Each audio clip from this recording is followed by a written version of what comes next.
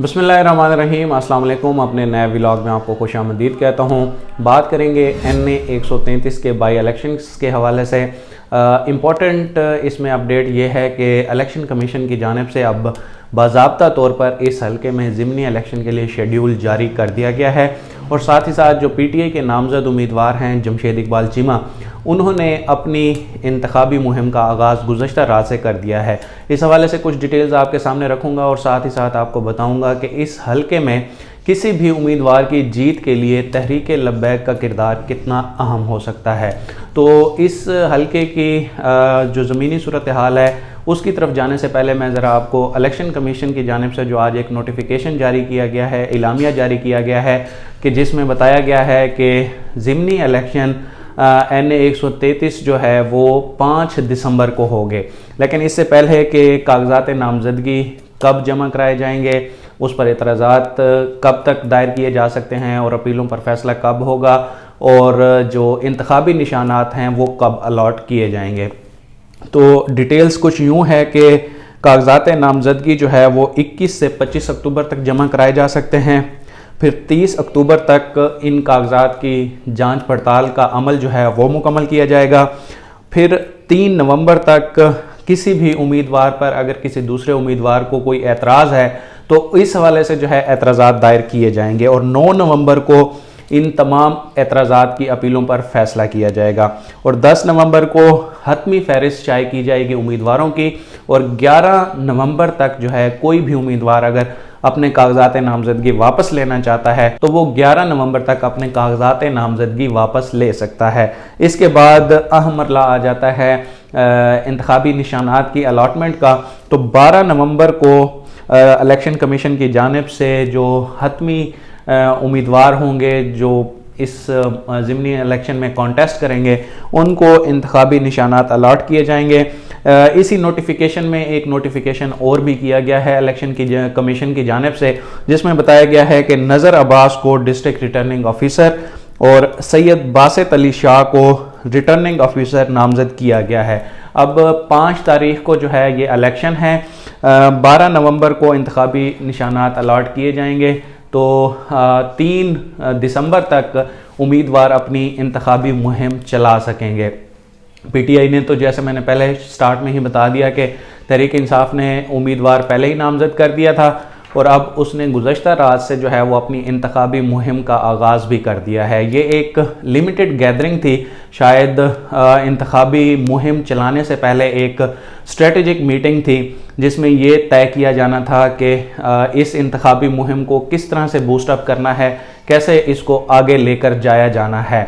तो उसमें इसलिए सिर्फ पार्टी के जो उस इलाके में मुतहर्रिक कारकुनान थे, नुमाइंदे थे और दीगर भी जो एक्टिव वहाँ के लोग हैं उनको बुलाया गया था इस मीटिंग में और अब फिर आगे जो है इस इंतखाबी मुहिम को लेकर जाया जाएगा। लेकिन अभी तक मुस्लिम लीग नून की जानिब से खामोशी है, कुछ ऐलान नहीं किया जा रहा, सिर्फ अंदर से चहमगोइयाँ हो रही हैं कि फ़लाँ उम्मीदवार होगा, फ़लाँ उम्मीदवार होगा।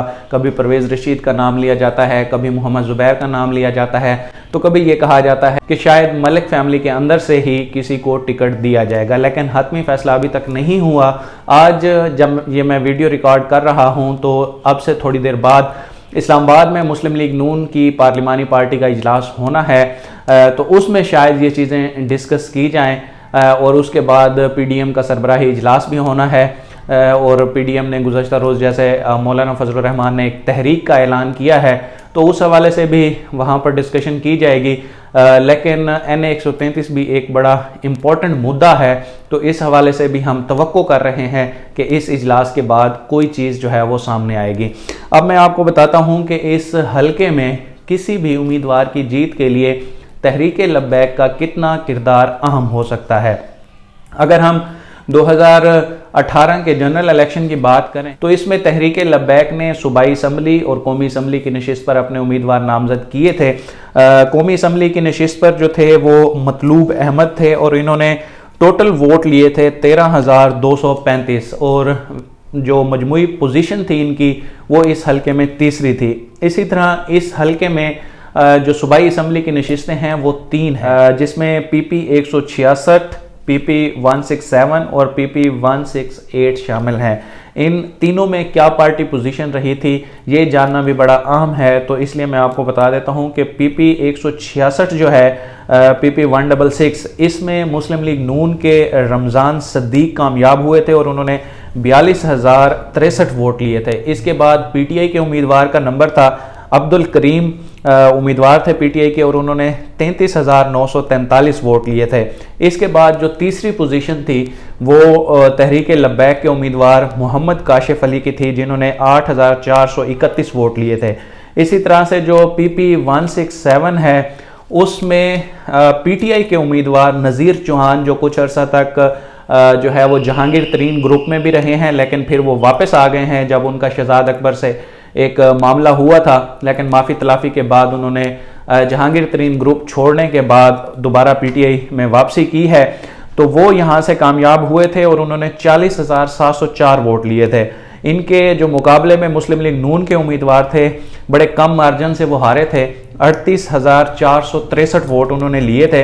और तहरीक लब्बैक के उम्मीदवार इस हलके में भी तीसरी पोजीशन पर रहे थे, खलीक अवान उनका नाम है, जिन्होंने 6,286 वोट लिए थे। और सबसे इम्पॉर्टेंट हलका जो मैं समझता हूँ इसमें जो PP का है सूबाई असम्बली का इस NA के अंडर, वो था PP168, जहां से जनरल इलेक्शन में मुस्लिम लीग नून के सीनियर रहनुमा ख्वाजा साद रफीक ने इलेक्शन विन किया था और बड़े भारी मार्जिन से उन्होंने विक्ट्री सिक्योर की थी। 34,114 वोट उन्होंने लिए थे। और PTI के जो कैंडिडेट थे फयाज भट्टी, उन्होंने 14,940 वोट लिए थे। इस हलके में भी TLP के जो उम्मीदवार थे साजिद महमूद, वो तीसरे नंबर पर थे, 9,408 वोट लिए थे उन्होंने। लेकिन फिर ज़िमनी इलेक्शन में जो है वो काया पलट गई, क्योंकि ख्वाजा साद रफीक ने जो है वो अपनी NA की सीट बरकरार रखी और ये वाली सीट उन्होंने छोड़ दी थी। फिर ज़िमनी इलेक्शन हुआ, उसमें टर्नआउट भी खासा कम होता है और यही हमें यहाँ पर भी देखने में आया। और फिर जो है वहाँ पर PTI के असद खोखर जो है वो 17,579 वोट लेकर कामयाब हो गए थे। जो मुस्लिम लीग नून के उम्मीदवार थे राना खालिद महमूद, वो 16,892 वोट शायद उन्होंने लिए थे। तो इस तरह से वो इस सीट को रिगेन करने में नाकाम हो गए थे। बात कर रहे थे हम तहरीक लब्बैक कितनी इंपॉर्टेंट हो सकती है। अगर हम जो इनके उम्मीदवार हैं सूबाई असम्बलियों के, उनकी तरफ देखें तो उन्होंने अगर तीनों को मिला के वोट काउंट किया जाए तो अच्छे खासे वोट लिए हैं उन्होंने। एक में तकरीबन 7,000, दूसरे में तकरीबन 9,000 और तीसरे हलके में तकरीबन 8,000। लेकिन अगर हम दूसरी तरफ देखें कि जो तहरीक लब्बैक के नेशनल असम्बली के कैंडिडेट थे, वो इस सारे मजमूई काउंट को जो कि उनके 3 प्रोविंशियल कैंडिडेट ने लिए थे उसको वो अपने हक में नहीं ला सके और सिर्फ 13,235 वोट उन्होंने हासिल किए थे। अब भी तहरीक लब्बैक की जानिब से अभी तक इस हलके में इलेक्शन लड़ने या ना लड़ने के हवाले से कोई फैसला नहीं किया गया, कोई वाज़ेह अनाउंसमेंट नहीं हो पा रही। उनके भी मेंबरान क्योंकि ज़्यादातर कोई जेल में है, कोई नज़रबंद है, तो शायद इसलिए अभी उन्हें फैसला करने में दिक्कत हो रही। लेकिन जाहिर बात है लाहौर का हलका है, साद रिजवी गिरफ्तार हैं, उनके कारकुन भी इंटैक्ट हैं, तो ख़ासी अहमियत है तहरीक लब्बैक की इस हलके में भी। लेकिन देखना ये होगा कि क्या वो अपना कैंडिडेट लाते हैं या फिर जो है मुस्लिम लीग नून या PTI की तरफ अपना वोट बैंक जो है उनके खाते में डालते हैं। अभी ये भी जैसे मैंने पहले बताया कि मुस्लिम लीग नून का भी कैंडिडेट नहीं आया, तो ये सारी चीज़ें अगले 2-3 रोज़ में क्लियर हो जाएंगी। तो फिर एक प्रॉपर डिबेट इस पे हो सकेगी कि कौन सा उम्मीदवार कितना तगड़ा है और इस हलके में वो दूसरे उम्मीदवार को कैसे टफ टाइम दे सकता है। लेकिन ये हकीकत है कि तहरीक लब्बैक का जो है वो खासा किरदार अहम होगा, क्योंकि अगर आपका 5-10 हज़ार का भी वोट बैंक है तो भी आप उस हलके के किसी भी उम्मीदवार की जीत को आप डिफाइन कर सकते हैं। इंशाल्लाह मजीद भी जो अपडेट्स होंगी वो भी आप तक पहुंचाते रहेंगे। अब तक के लिए इतना ही। Thank you so much.